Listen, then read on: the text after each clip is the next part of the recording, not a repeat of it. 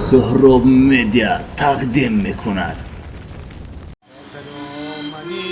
بهار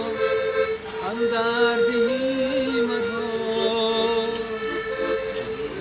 چیتره پاکیزه گوهره با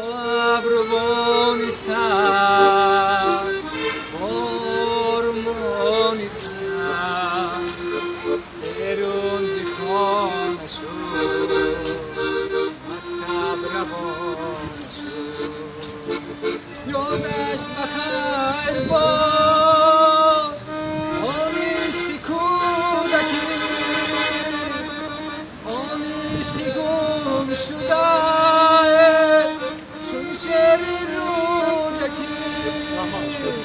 یادش بخیر باد آن عشق کودکی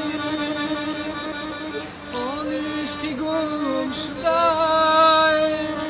چون شعر رودکی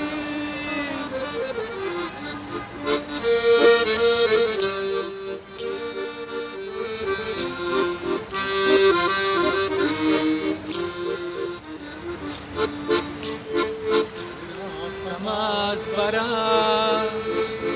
بگرفته دفترم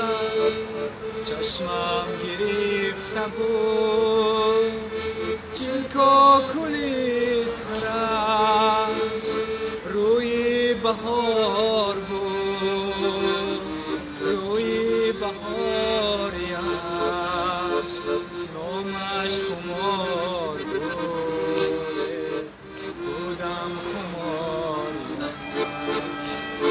یادش بخیر باد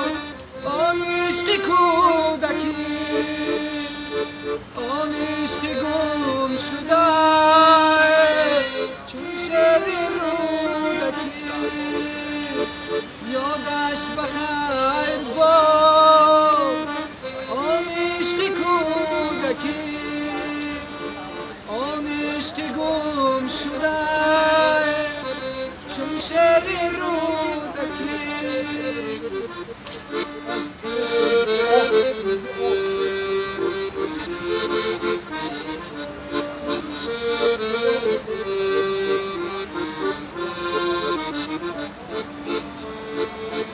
روزی تیرم از دل کشیدم او کوچ و بست و رفت ما را شکست و رفت یاد از آن بهار در تیرم